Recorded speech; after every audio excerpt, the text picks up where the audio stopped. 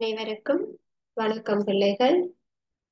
இன்று நாங்கள் தரம் 8 மாணவர்களுக்கான விஞ்ஞான பாடத்தில தாவரங்களில் நிகழ்கின்ற உயிர்ச்செயல் முறைகளினுடைய தொடர்ச்சி தான் பார்க்க இருக்கிறோம். இப்ப நாங்க இதுவரைக்கும் தாவரங்களில் நிகழ்கின்ற பிரதானமான உயிர் செயல்முறைகள்ல ஒன்று ஒளி தொகுப்பு சம்பந்தமாக பார்த்திருக்கோம். ஒளி தொகுப்பு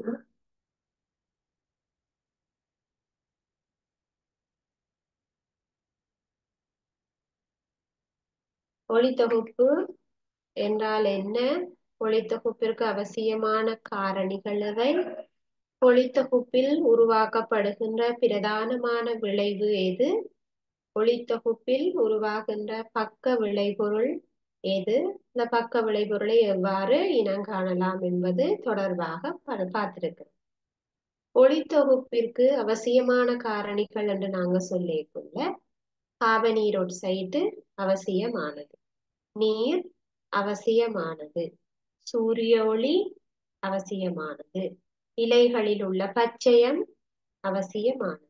அப்ப இந்த 4 காரணிகளும் கிடைக்கும் போதுதான் ஒளித்தொகுப்பு நடைபெறும் என்று பார்த்தோம். இந்த ஒளித்தொகுப்பு நடைபெறுவதனால கிடைக்கின்ற பிரதானமான விளைபொருள் குளுக்கோசு. பிரதானமான விளைபொருள் குளுக்கோஸ் சொல்லி பார்த்தோம்.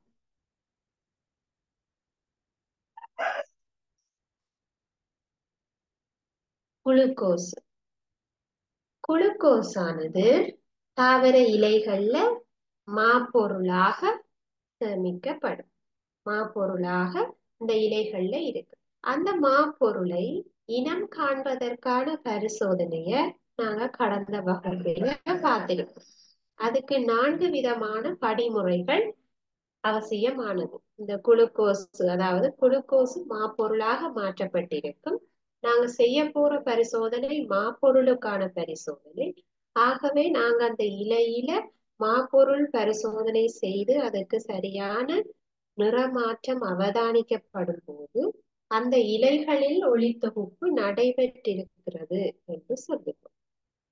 இப்ப நாங்க அதுக்காக ஒரு சூரிய ஒளியில இருக்கக்கூடிய ஒரு இலை ஒன்றை முதல்ல தெரிவு செய்கிறோம். அந்த இலைய முகவை ஒன்றுல நீர் விட்டு அவிக்கிறோம். அது முதலாவது செயற்பாடு. இலையை நீரிலிட்டு கொதிக்க செய்தல்.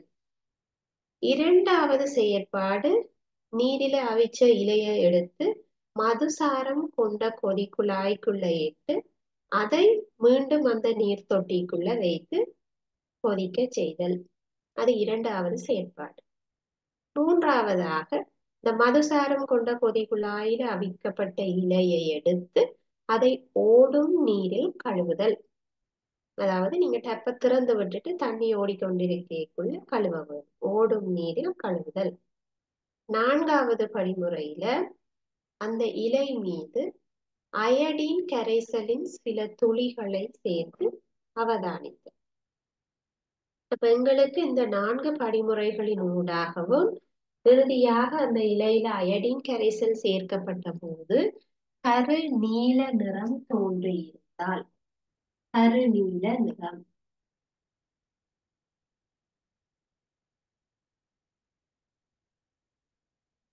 கருநீல நிறம் தோன்றியிருந்தால் அந்த இலையில மாப்பொருள் உண்டு என்கிற முடிவுக்கு வரலாம். இது நாங்க கடந்த வகுப்பில பார்த்த விடயம். அப்ப மாப்பொருள் பரிசோதனைக்கு பயன்படுத்தப்படுகின்ற இரசாயன பதார்த்தம் அயடின் கரைசல். அந்த அயடின் கரைசல் கபில நிறமாக இருக்கு. அப்ப அதை நாங்க இலை மீது விடைக்குள்ள அங்க கருநீல நிறம் தோன்றி இருந்தா அந்த இலையில கருநீல நிறம் தோன்றும். மாப்பொருள் இருந்தா தோன்றும். சாதாரண ஒரு பச்சை இலையை எடுத்து அதுக்கு மேல நீங்க அயடின் கரைசலை விட்டு பார்த்திருந்தா தெரியும், அங்க எந்த நிற மாற்றமும் ஏற்படாது. சரி, அதாவது இந்த 4 படிமுறைகளுக்கும் உட்படுத்தப்பட்ட இலையில தான் இந்த கருநீல நிறம் தோன்றும். மற்றைய சாதாரண இலையில அது தோன்றாது. சரியா? அப்ப இந்த 4 படிமுறைகளையும் ஏன் செய்கிறோம் என்றதுக்குரிய காரணம் தெரிந்து கொள்ள வேண்டும். முதலாவதாக அந்த இலைய வந்து நீரில் இட்டு கொதிக்க செய்தல். முகவைக்குள்ள நீர்ல இட்டு அந்த இலைய நாங்க முதல்ல அவிச்செடுக்கிறதுக்கான ரீசன் இலைகளில் உள்ள கலங்களை இறக்க செய்தல். அந்த இலை நாங்க மரத்துல இருந்துதானே பிடுங்கி கொண்டு வந்தது.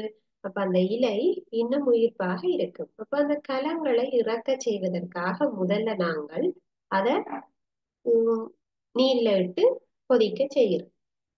இரண்டாவதாக மதுசாரம் கொண்ட கொதிகுழாயில வெப்பமேற்றுவது. மதுசாரம் அந்த பச்சையத்தை இலையில இருக்கிற பச்சையத்தை என்ன செய்யும்? எடுத்துடும். அப்ப எங்களுக்கு இலையில பச்சையா இருந்ததுண்டா இந்த கருநீல நிறம் தோன்றுவதை தெளிவாக பார்க்க இயலாது. பச்சைக்குள்ள அதை பார்க்கறது கஷ்டம் தானே பிள்ளைகள்.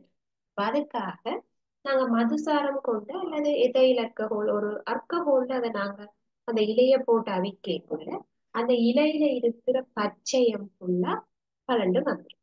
அப்ப எங்களுக்கு நிறமாற்றத்தை பார்க்கறதுக்கு ஏற்ற மாதிரியான இலை வந்து கிடைக்கும்.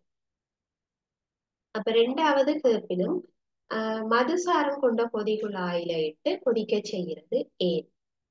அப்ப என்ன சொல்லுவோம்? பச்சையத்தை அகற்றுவதற்கு. பச்சையத்தை அகற்றினால்தான் எங்களுக்கு தெளிவாக பார்க்க முடியும். நிறமாற்றத்தை நாங்க வடிவா பார்க்க வேணும் தானே. அதுக்காக இலையில பச்சையம் இருந்தா பார்க்க கஷ்டமாக இருக்கும். சரியா? அப்ப ரெண்டாவது ஏனென்று விளங்கிட்டு மதுசாரம் கொண்ட கொதிகுழாயில எதுக்காக அவிச்சு அந்த மதுசாரம் கொண்ட கொதிகுழாயையும் நீர் தொட்டியில வைத்துத்தான் வெப்பம் செய்ய வேண்டும், வெப்பமேற்ற வேண்டும். அப்ப அதையும் ஒரு வினாவாக நாங்கள் பார்ப்போம். மதுசாரம் கொண்ட கொதிகுழாயை நீர் தொட்டியில் வைத்து வெப்பமேற்றியது ஏன்? அப்படி கேட்கப்படும். அப்ப மதுசாரம் என்பது ஒரு ஆல்கஹால். மதுசாரம் என்பது ஆல்கஹால். இப்ப ஆல்கஹால்கள் பார்த்தீங்கன்னா இலகுவாக தீப்பற்றும் என்று சொல்றோம். ஆல்கஹால்கள் விரைவில் தீப்பற்றும். அப்ப நாங்க நேரடியா அந்த மதுசாரம் கொண்ட கொதிகுழாய சுவாலையில பிடிக்கக்குள்ள அந்த மதுசாரம் உடனடியாக தீப்பற்றி கொள்ளும். அப்ப எங்களுக்கு தீப்பற்றிட்டு தானே இலையும் சேர்ந்து கத்திடும். அப்ப எங்களுக்கு அது நோக்கம் கிடையாது. எங்களுக்கு இலையில இருக்கிற அந்த பச்சையத்தை மட்டும் மதுசாரம் அகற்றினால் போதும். அப்ப என்ன செய்யறோம்? மதுசாரம் கொண்ட அந்த கொதிகுழாயை எடுத்து தண்ணி தொட்டிக்க வச்சு ஹீட் பண்ண போதும். இப்ப எங்களுக்கு தண்ணியுடனே பத்தாது தானே பிள்ளைகள், தண்ணி எரியாது தானே. இப்ப அதுக்குள்ள வச்சு நாங்க சூடு பண்ணிக்கலாம். அது லைட்டான சூடாக இருக்கும். சரியா? அப்ப அதுவும் ஏனென்று கேட்பார். இப்ப இறுதியாக நாங்க ஓடும் நீரில கழுவுறது அந்த இலையில இருக்கிற மதுசாரத்தை அகற்றுவதற்காக. சரியா? அதற்கு பிறகு நாங்கள் அயோடின் கரைசலை சேர்த்து கருநீல நிறத்தை அவதானிக்க முடியும். அப்ப இதை நாங்கள் மாப்பொருள் பரிசோதனையை இனங்காணல் எனும் தலைப்பில இறுதியாக அந்த வகுப்பில பார்த்திருக்கோம். இப்ப இன்று நாங்கள் ஒளித்தொகுப்பினுடைய இன்னும் ஒரு பக்க விளை பொருள் என்னது? ஆக்சிஜன் வாயு. அப்ப பிரதான விளைவு குளுக்கோசு, பக்க விளைபொருள் ஆக்சிஜன் வாயு. அப்ப குளுக்கோசு மாப்பொருளாக மாற்றப்படும். மாப்பொருளுக்கான பரிசோதனையில அதை உறுதி செய்யலாம். அப்ப ஒளித்தொகுப்பில குளுக்கோசு உருவாக்கப்பட்டிருக்கிறது என்ற முடிவுக்கு வாரும். அப்ப ஒளித்தொகுப்பில ஒரு வாயு வெளியேற்றப்படுகிறது, அது ஆக்சிஜன் வாயு என்றதையும் நாங்க சும்மா சொல்லக்கூடாது. அப்ப அதை நிரூபிச்சு காட்ட வேண்டும். உண்மையாகவே ஒளித்தொகுப்பில ஆக்சிஜன் வாயு வருகிறதா? சரியா? அப்ப அந்த பரிசோதனையை நாங்க அடுத்ததாக பார்க்கலாம். ஒளித்தொகுப்பின் போது ஆக்சிஜன் வாயு வெளியேற்றப்படுவதை பரிசோதனையாக காட்டும். சரியா? ரைட். அப்ப இந்த பரிசோதனைக்கு எங்களுக்கு தேவையான பொருள் ஒரு முகவைய எடுத்துக்கொள்ளுங்க.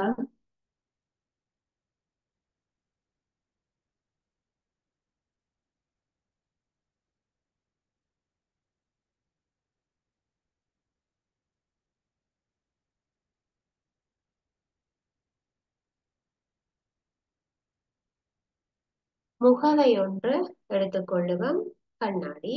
அதுல நாங்க நீரால நிரப்பிக்கொள்ளுவோம். அதுக்குள்ள அந்த நீர் தாளிக்குள்ள ஐதரில்லா அல்லது ஏதாவது பாசி அந்த மாதிரி நீர் தாவரம் ஏதாவது நீரில வாழக்கூடிய மாதிரியான தாவரம் ஏதாவது எடுத்து என்ன செய்ய போறோம், அந்த நீர்த்தாளியில இட்டு அதுக்கு மேல ஒரு புனல் வச்சு மூட போறோம். பாருங்க, இதுக்குள்ள நாங்க ஃபுல்லா தண்ணிய நிரப்பிக்கொள்ள வரும்.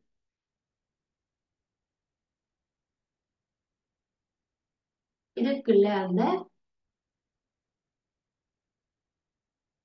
நீர் தாவரத்தை நாங்க எடுத்துட்டு அதை புனல் வைத்து மூடி விடுவோம்.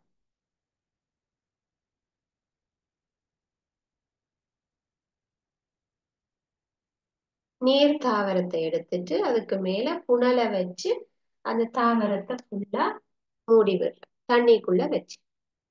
சரியா? இப்ப எங்களுக்கு இந்த புனல் வெளியில திறந்திருக்கு இல்லையா, அதுக்கு மேல ஒரு கொதி குழாய அல்லது பரிசோதனை குழாய வந்து மூடிவிடும்.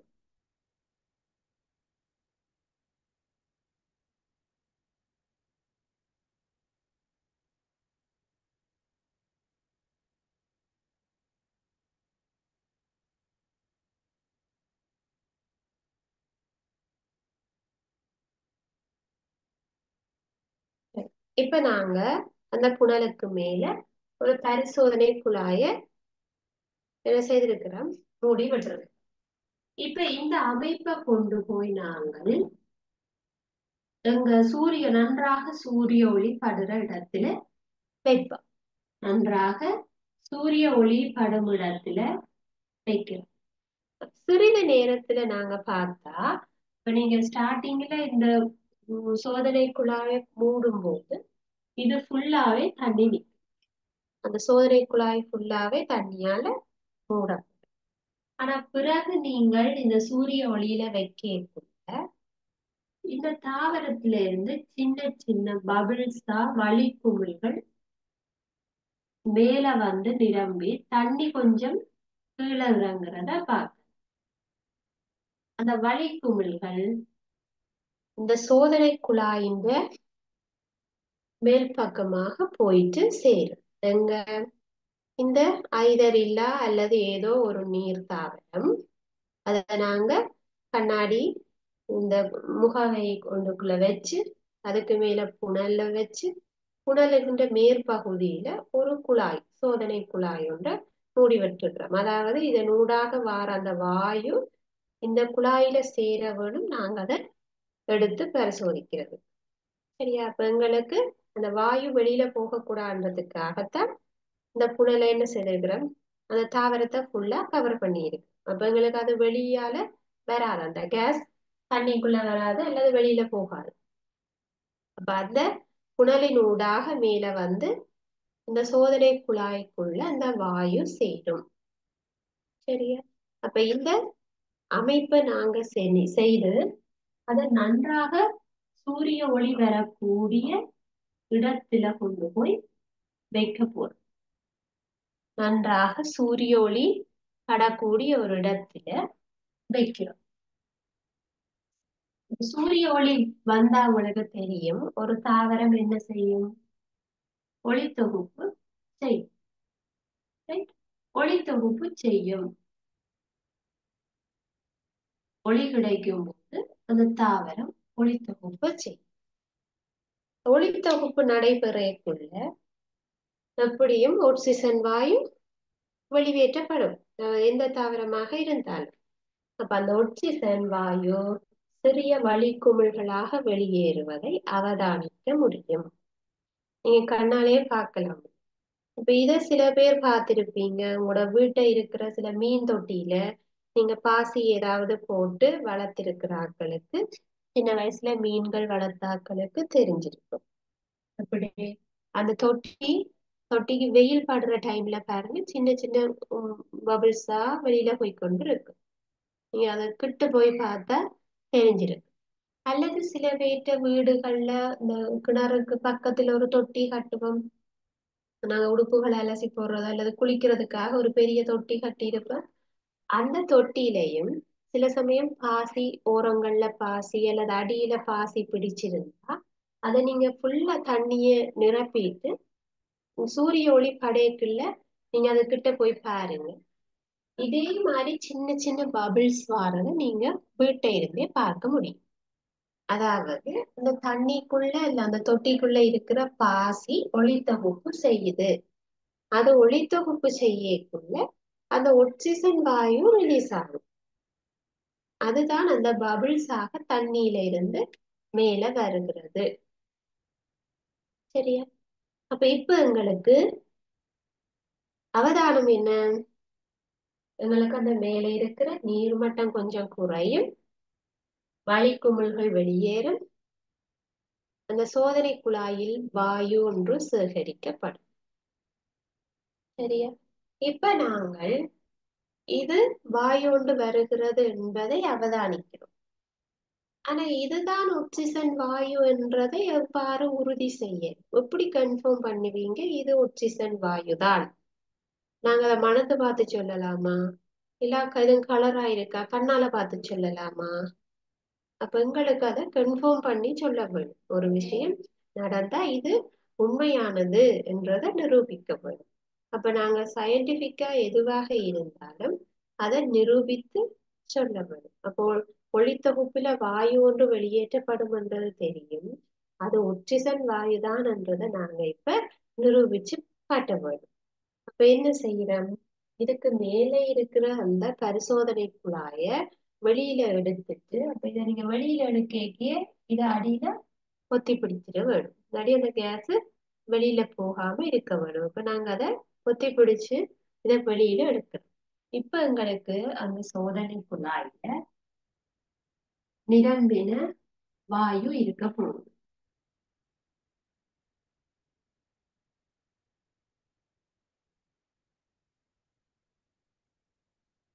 சரி, இப்ப எங்களுக்கு இந்த சோதனை குழாய்க்குள்ள வாயு எடுக்கப்பட்டிருக்கு.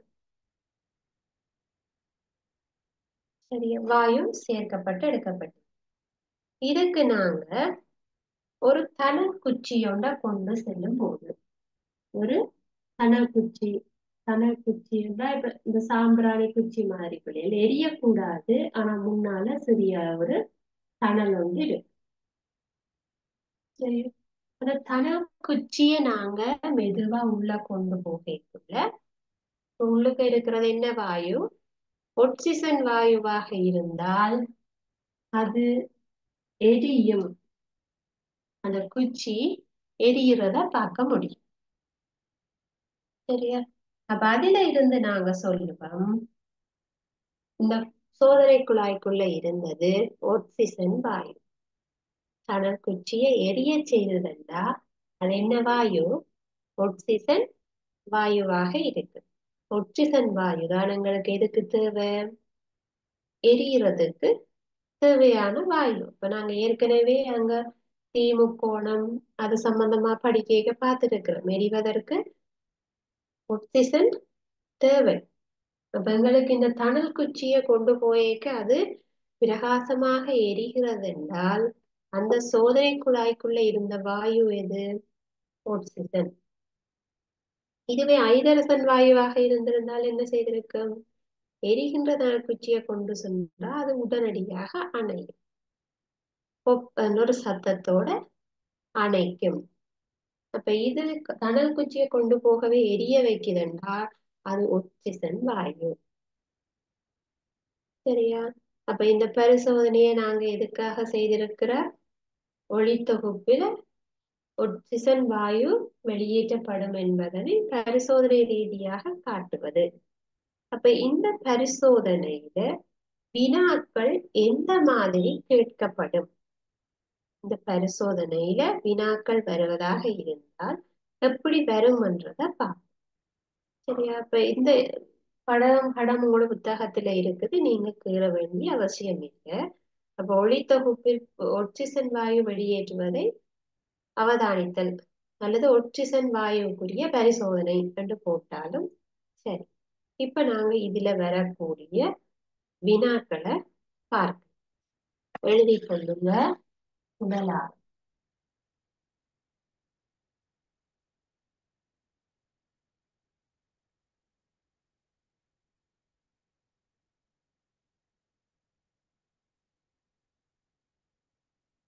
முதலாவது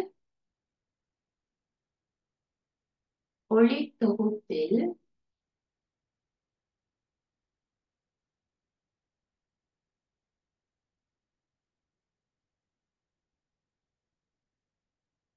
ஒட்சிசன் வாயு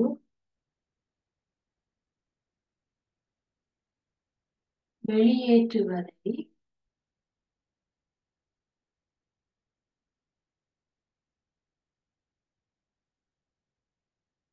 காட்டும் பரிசோதனையில்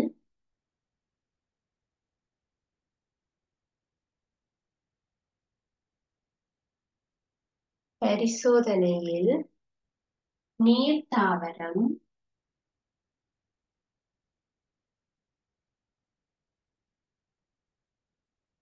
நீர்த்தாவரம் பயன்படுத்தப்பட்டது ஏன்?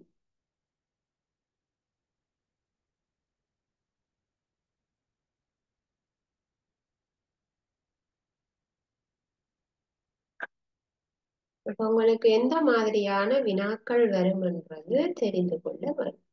அப்ப நாங்க இதுக்கு என்ன தாவரத்தை பயன்படுத்தினாங்க? ஐதரில்லா ஐதரில்லாவை பயன்படுத்தலாம், அல்லது பாசி சல்வினியா ஏதாவது ஒரு நீர் தாவரம் எங்களுக்கு இலகு என்று பார்க்கிறோம். இப்ப எங்களுக்கு வழக்கமாக ஒளி தொகுப்பு நடக்கிறது சாதாரணமாக வளிமண்டலத்தின் இருக்கிற கார்பன் ஈரோட்சைட்டை உறிஞ்சி அது ஒளி தொகுப்பை மேற்கொள்ளும். ஆனா இங்க நாங்க இந்த ஒட்சிசன் வாயுவை எப்படி சேகரிக்கிறோம்? நீர் நீர் தொட்டியில வச்சு தான் எடுக்க வேணும். அப்ப எங்களுக்கு நீருக்குள்ள ஒளித்தொகுப்பு செய்யக்கூடிய தாவரம் எடுத்தா இலகுவாக இருக்கும். அப்ப அந்த ஒரு நோக்கத்துக்காகத்தான் என்ன செய்கிறோம்? நீர் தாவரத்தை இங்க தெரிவு செய்கிறோம்.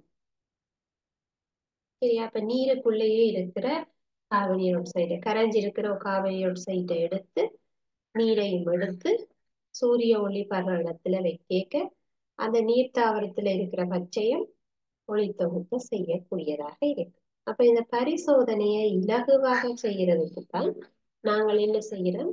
அந்த நீர் தாவரத்தை தெரிவு செய்திருக்கிறோம். சரியா? அப்ப உங்களுக்கு விளங்கின மாதிரியாக நீங்க கூட பதிலை எழுதி கொண்டு நீர் தாவரத்தை பயன்படுத்துவது இலகு அல்லது நீரில கரைந்துள்ள கார்பன் டை ஆக்சைடை நீர் தாவரம் இலகுவாக உறிஞ்சிக்கொள்ளும். சரியா? அப்ப அது உங்களுக்கு பொருத்தமான விடையா எழுது. இரண்டாவது வினா. இப்பரிசோதனையில் அவதானம் யார்?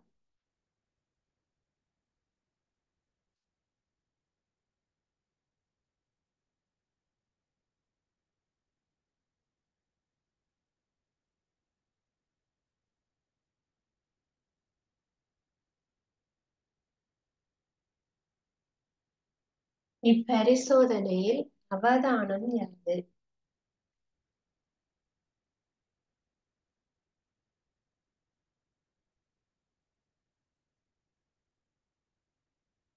இப்பரிசோதனையில் அவதானம் யாது? அப்ப இந்த பரிசோதனையை நாங்க செய்து அத சூரிய ஒளியில வைத்து அவதானிக்கின்ற பொழுது சிறிது நேரத்திலேயே வாயு குமிழ்கள் வெளியேறுவது அல்லது வளி குமிழ்கள் வெளியேறுவது அவதானிக்கப்பட்டது. வளி குமிழ்கள் வெளியேறுவது அவதானிக்கப்பட்டது. மூன்றாவது வினா.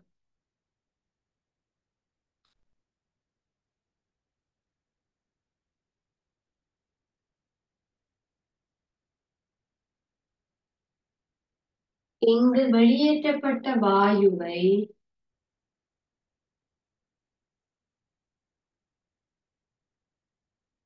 இங்கு வெளியேறிய வாயுவை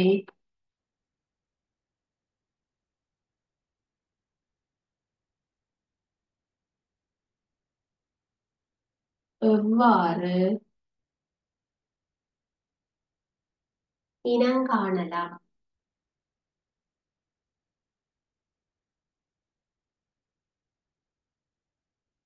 அல்லது உறுதிப்படுத்தலாம் என்று கேட்கப்படும். எவ்வாறு இனங்காணலாம் அல்லது உறுதி செய்வீர் என்று கேட்கும். இங்க வெளியேறின வாயு என்ன வாயு?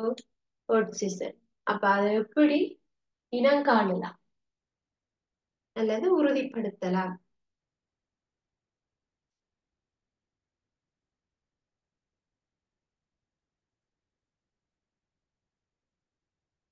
என்ன செய்யலாம்?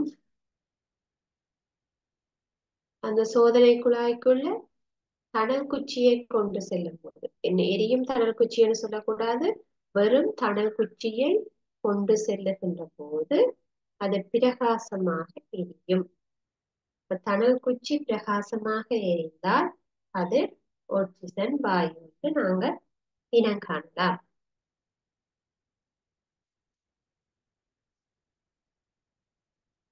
சரியா? அப்ப இந்த பரிசோதனையில இந்த மாதிரியான வினாக்கள் தான் பெறக்கூடும். அப்ப நாங்க ஒரு பாடம் படிக்கக்குள்ள அதுல இருந்து எந்த மாதிரியான வினாக்கள் வரக்கூடும் என்றத கொஞ்சம் கெஸ் பண்ணியாவது படிக்க வேணும். அப்பதான் எங்களால எக்ஸாமுக்கு ஆன்சர் எழுதக்கூடிய மாதிரி இருக்கும். சரியா? ரைட். இப்ப நாங்கள் ஒளித்தொகுப்பு சம்பந்தமாக படிச்சுட்டோம். ஒளித்தொகுப்பு எப்படி நடக்குது, ஒளித்தொகுப்புல உருவாகின்ற விளைவு என்ன, பக்க விளைவு என்ன, அதை எப்படி நாங்க உறுதிப்படுத்தலாம் சொல்லி பார்த்துட்டோம். இப்ப அடுத்ததாக நாங்க இந்த ஒளித்தொகுப்பின் முக்கியத்துவம் என்ன? எங்களுக்கு ஒளித்தொகுப்பு நடக்கிறதுனால ஒன்று மாப்பொருள் கிடைக்குது, அதாவது உணவு துவக்கப்படுகிறது. அப்ப அது எங்களுக்கு ஒரு மெயினான விளைவு, பிரதான விளைவு. அப்ப ஒளித்தொகுப்பு நடைபெறுவதனாலதான் உணவு என்கிற ஒரு விஷயம் பூமியில உள்ள எல்லா உயிரினங்களுக்கும் கிடைக்குது. அப்ப தாவரம் இல்லாட்டிக்கு உயிர் வாழ இயலாதாண்டா வாழ முடியாது. அப்ப தாவரம் எங்களுக்கு என்னத்தை கொடுக்குது? உணவை கொடுக்குது. அதாவது புவியில் வாழுகின்ற அனைத்து உயிரங்கிகளுக்குமான உணவு அங்கிகளுக்கான உணவை வழங்குகின்ற ஒரு பிரதானமான செயல்முறையாக இருப்பதுதான் ஒளித்தொகுப்பு. சரியா? அது ஒரு முக்கியத்துவம் என்று சொல்லுவோம். ஒளித்தொகுப்பு என்று முக்கியத்துவம் என்னது? உணவை கொடுக்கிறது, அங்கிகளுக்கு தேவையான உணவை கொடுக்கிறது. எங்களுக்கு அது ஒரு முக்கியமான விஷயம் தானே. சாப்பாடு இல்லாம எங்களால கண்டிப்பா வாழ இயலாது. அப்ப அது எங்களுக்கு அவசியமான ஒரு விடயம். அப்ப ஒளித்தொகுப்பின் முக்கியத்துவம் என்னன்னு கேட்டா, புவியில் உள்ள அங்கிகளுக்கு உணவை வழங்கும் பிரதான செயல்முறை. இரண்டாவது, அப்ப எங்களுக்கு உணவு மட்டும்தான் கிடைக்குதா ஒளித்தொகுப்புல இருந்து? இல்ல, ஆக்சிஜன் வாயுவும் சேர்ந்து கிடைக்கும். ஆக்சிஜன் வாயு என்னத்துக்கு எங்களுக்கு தேவை?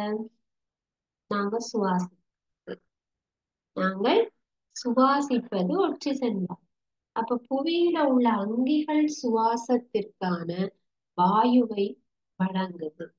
அப்ப பாருங்க, இந்த ஒளித்தொகுப்பு என்ற ஒரு செயல்முறை நடக்கிறதாலதான் அங்கிகள் உயிர் வாழக்கூடிய ஒரு கிரகமாக பூமி இருக்குது. தாவரங்கள் ஒளித்தொகுப்பு செய்த உணவையும் கொடுத்து உயிர் வாழ்வதற்கு ஆக்சிஜன் வாயுவையும் கொடுக்கிறது. அப்ப தாவரங்கள் எந்த அளவிற்கு முக்கியத்துவம் வாய்ந்தது. சரியா? அப்ப எங்களுக்கு இரண்டாவது முக்கியத்துவம் என்னன்னு சொல்லலாம், ஆக்சிஜன் வாயுவை வழங்கும். அப்ப பூமியில இருக்கிற எல்லா உயிரினங்களுமான சுவாசத்திற்கு தேவையான வாயுவை வழங்குவது ஒரு முக்கியமான விஷயம். உணவும் தேவை, சுவாசிக்கிறதுக்கு வாயுவும் தேவை. அப்ப அது ஒரு முக்கியத்துவம்.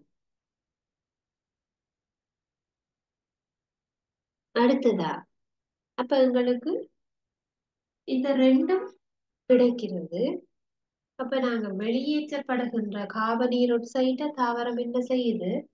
திரும்ப ஒளித்தொகுப்புக்காக எடுத்து திரும்ப எங்களுக்கு ஆக்சிஜன் வாயுவாக கொடுக்குது. பாருங்க, நாங்க சுவாசத்துல வெளியேற்றப்படுகின்ற கார்பன் ஆக்சைடை தாவரம் ஒளித்தொகுப்புக்காக எடுத்து எங்களுக்கு திரும்ப சுவாசிக்கிறதுக்கு ஆக்சிஜன் வாயுவா கொடுக்குது. அப்ப இத சொல்றது கார்பன் ஆக்சைடு சமநிலைய பார்த்து கொள்ளுது. இப்ப ஒளித்தொகுப்பு நடக்கலைன்னா ஆக்சிஜன் வாயுன்ற அளவு குறையும். ஒளித்தொகுப்பு நடக்காம இருந்தா நாங்க வெளியேற்றின கார்பன் ஆக்சைடு செறிவு கூடும். அப்ப எங்களுக்கு ஒரு சமநிலை இல்லாம போகும்.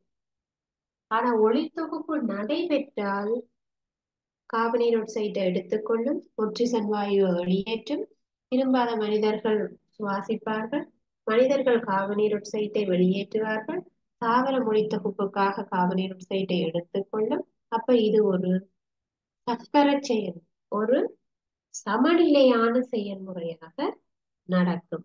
அப்ப வளிமண்டலத்துல கார்பன் ஆக்சைடினுடைய செறிவை சமநிலை செய்தல், CO2 அளவை கண்ட்ரோல் பண்ண, கார்பன் ஆக்சைடினுடைய அளவை மட்டுப்படுத்துறது அல்லது கட்டுப்படுத்துறதுன்னு சொல்லுவோம். எது? தாவரம்.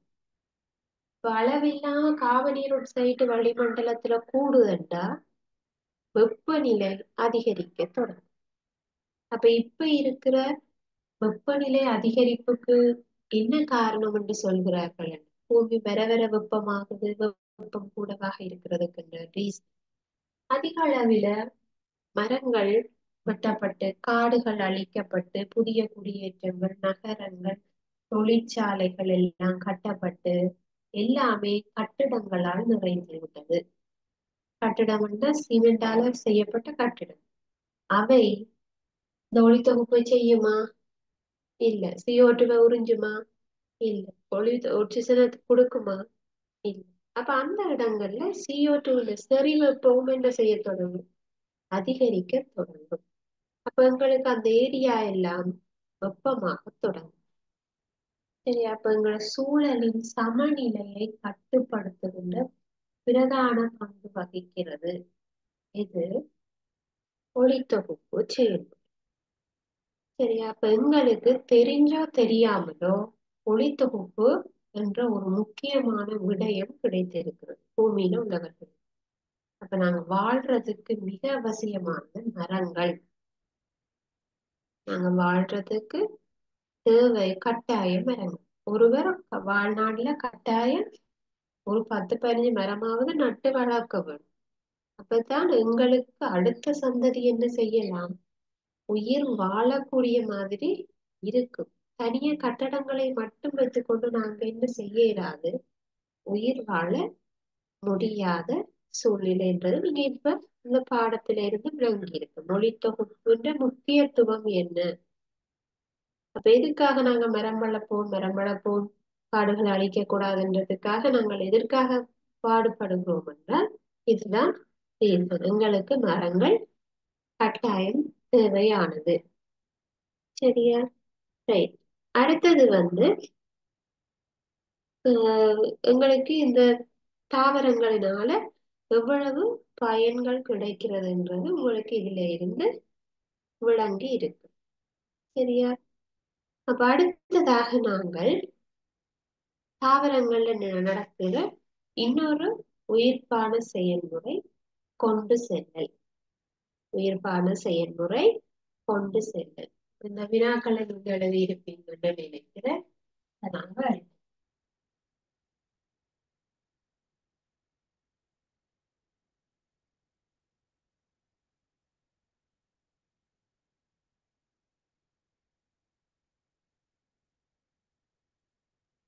நாங்க ஒளித்தொகுப்பு சம்பந்தமாக படிச்சிருக்கிறோம். அடுத்தது கொண்டு செல்லல்.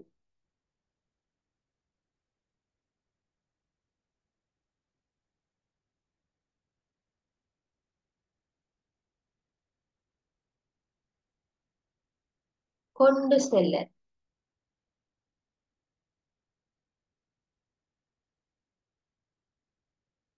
சரி, கொண்டு செல்லல் தமிழ்ல இருக்கிறதுனால இது உங்களுக்கு விளங்கும். கொண்டு செல்லுதல். அப்ப என்னத்த கொண்டு செல்லுதல்?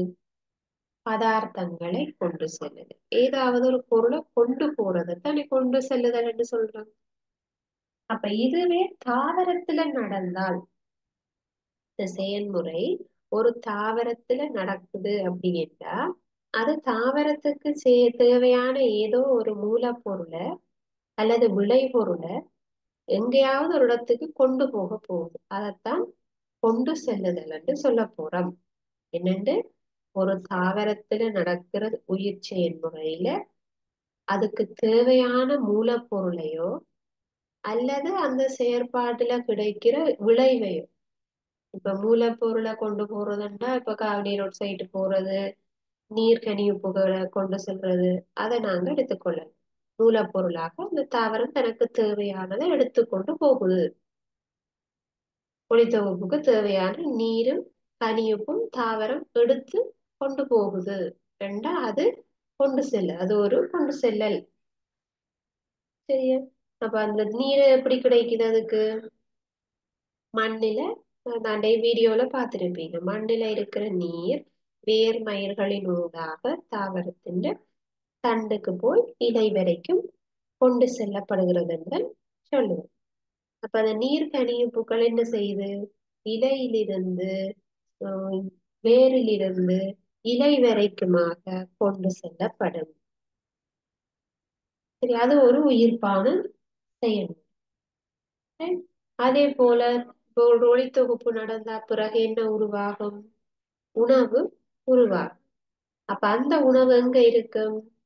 இலையில இருக்கும். இப்ப இலையில இருந்து அந்த உணவை எங்க கொண்டு போகணும்? தாவர வளர்ச்சிக்கு தேவையான ஏனைய இடங்களுக்கு கொண்டு போகணும். அப்ப எங்களுக்கு கொண்டு செல்லல் என்பது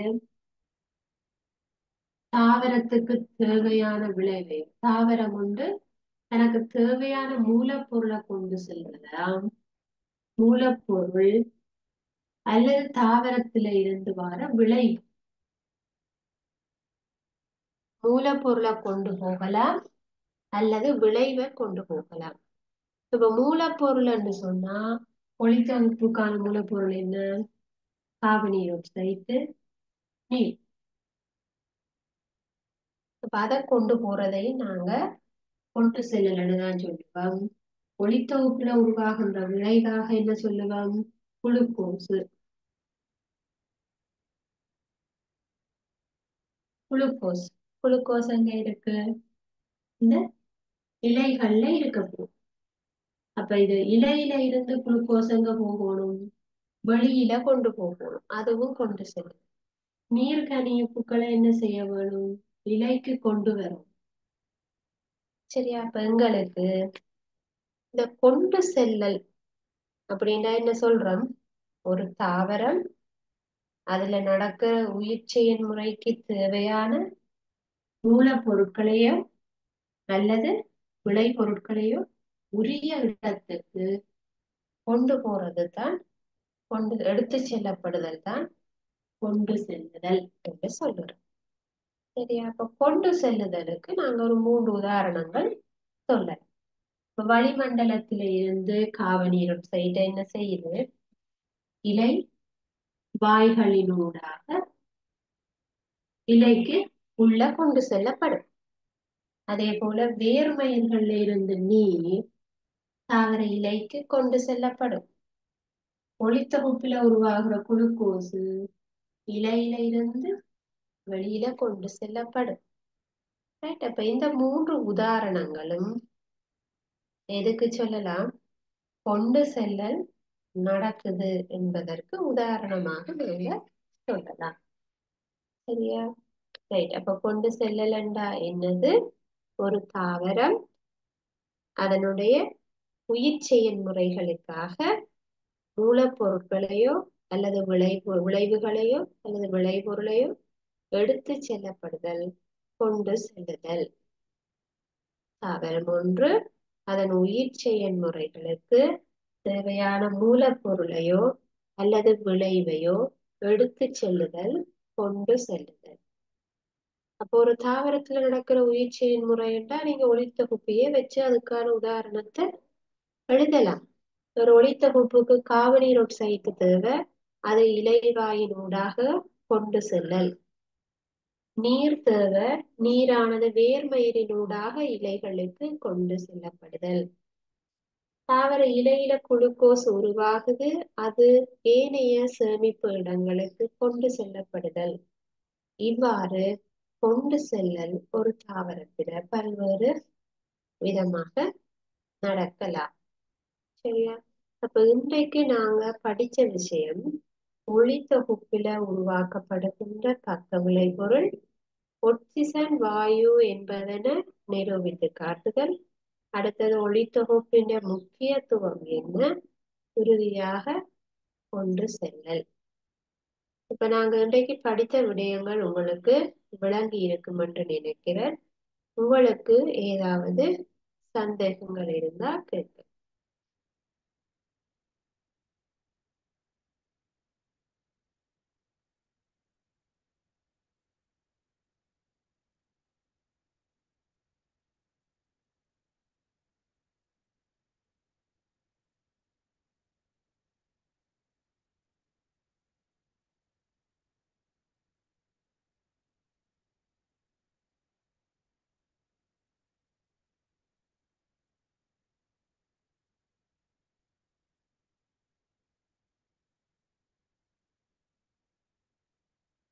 உங்களுக்கு எந்த விதமான சந்தேகங்களும் இல்லை என்று சொன்னால் நாங்கள் இந்த வகுப்பை இதோட நிறைவு செய்து கொள்ளலாம்.